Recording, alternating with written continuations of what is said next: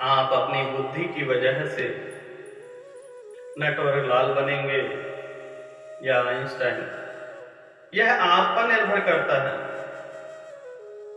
परंतु चतुराई से आप नटवर लाल बन जाएंगे और बुद्धि का अच्छे से इस्तेमाल करेंगे तो आइंस्टाइन। एक राज्य में एक चोर रहता था, यूं कहे नटवर लाल। इतना बड़ा नटवर लाल, इतना शातिर कि उसे कोई पकड़ नहीं सकता था। वह इतना शातिर चोर था कि वह आंखों से सूरमा चुरा ले तो किसी को पता न चले। जिस राज्य में वह रहता था उस राज्य में उसका नाम चलता था। परंतु मनुष्य का जो लालच है वह बढ़ता ही रहता है। उसी प्रकार से उस चोर के मन में भी लालच आया कि एक राज्य में तो हमने पूरा साम्राज्य बना लिया है, अब इस साम्राज्य को बढ़ाना होगा, लोगों में दहशत लानी होगी, कुछ बड़ा करता हूं। वह शहर गया, शहर में राजा के पास पहुंचा, लेकिन हाई सिक्योरिटी होने के बावजूद उसने एक मैप बनाया कि कहां पर गार्ड हैं, किस टाइम पर चेंज होते हैं। हाई सिक्योरिटी होने के बावजूद रात को 12 बजे से सुबह के 12 बजे के बीच में उसने महल में चला गया। वह शातिर चोर महल में एंट्री कर जाता है। जब वह मैप बना रहा था तो जो घंटा होता है, घड़ियों की सुइयां होती हैं, जैसे ही 1 बजे 12 बजे एक कील ठोकी, 1 बजा दूसरी, ऐसे करते करते 12 कीले रात भर में उसने ठोक दी। अगले दिन रात को 12 बजे वह महल में प्रवेश कर गया और खजाने पे पहुंच गया। खजाने में से ढेर सारे हीरे निकाले, जेवरात निकालकर वह चोर भाग निकला। अब जब सुबह राजा को पता चला तो राजा बहुत क्रोधित हुए, बहुत परेशान हुए। और उसी में वह चोर भी देख रहा था कि राजा क्या बोल रहे हैं। राजा ने आदेश दिया कि आज से डबल सिक्योरिटी होगी, आज से ऐसे 100 सैनिक एक्स्ट्रा तैनात किए जाएंगे और उस चोर को पकड़ा जाएगा। राजा ने कर्फ्यू लगा दिया कि रात्रि के समय जो भी व्यक्ति घर से बाहर निकले उसे मार दिया जाए।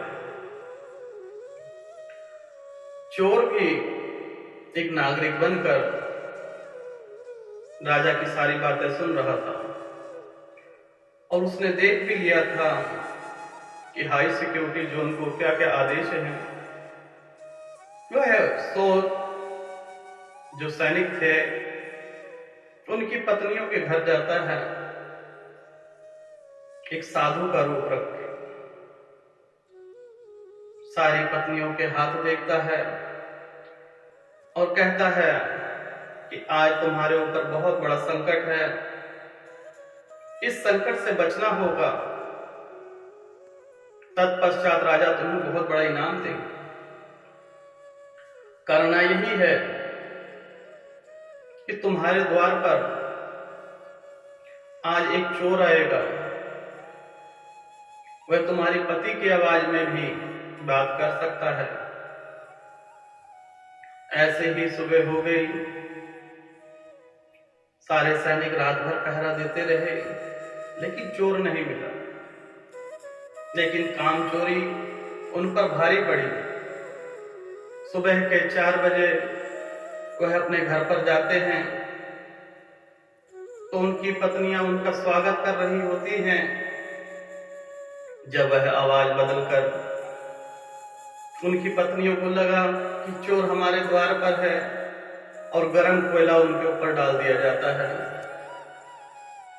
और वह 100 सैनिक जब जल जाते हैं, उस बीच में वह चोर अंदर एंट्री कर जाता है। अंदर एंट्री करके महल का पूरा मुआयना करता है कि कहां पर क्या है, जेल गृह है। वहां पर मुख्य कारागार में मंत्री मिलते हैं। वह चोर वहां पहुंचता है और कहता है कि मैं ही चोर हूं, लेकिन सिपाही को विश्वास नहीं होता कि यह चोर है। तो सिपाही कहते हैं, तुम ही हो, तो आज तुम्हें कारागार में मैं डाल कर रहूंगा। चोर भी धीरे धीरे चलने लग गया, जेल में पहुंचा तो सिपाही से कहने लगा कि यह हथकड़ी कैसे डलती है, मुझे डालकर दिखाओ। चोर बोला कि यह भेद मैं नहीं बताऊंगा।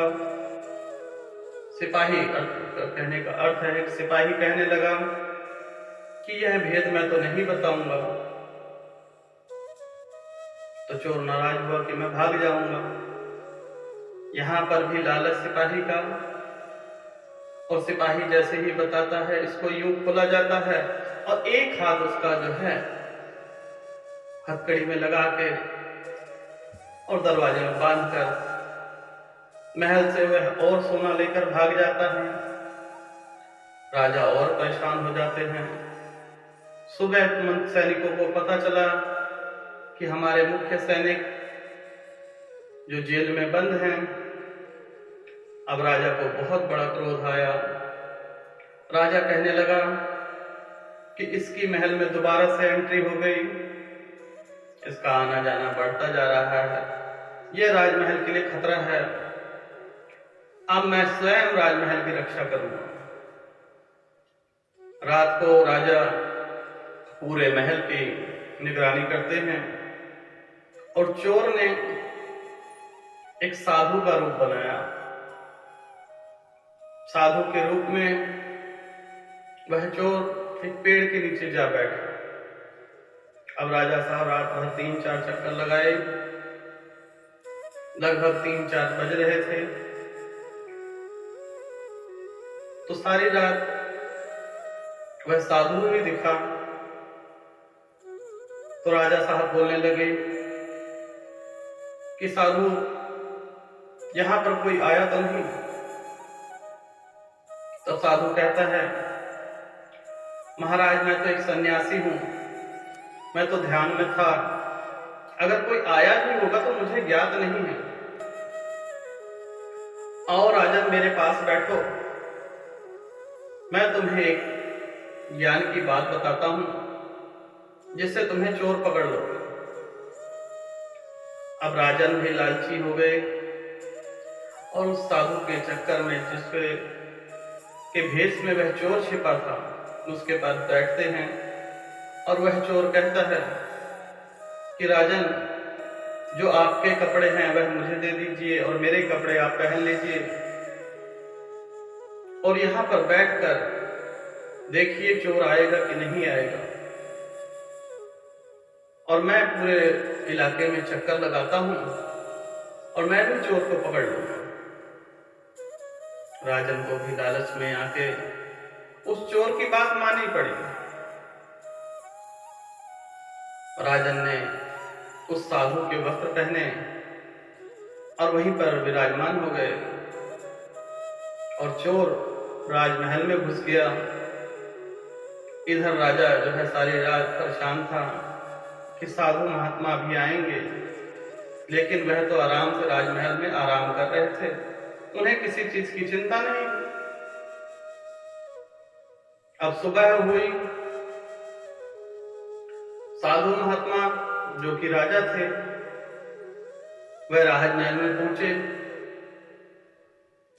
तो अंदर से पहले ही राजा विराजमान थे। उन्होंने समझा कि यही चोर है। राजन को उठाकर काल कोठरी में डाल दिया गया। अब सुबह हुई, प्रकाश हुआ तो वहां के सैनिक को पता चला कि यह चोर नहीं, हमारे राजा हैं। शर्म के मारे उनकी नजरें झुक गई और चोर भी वहां से जा चुका था।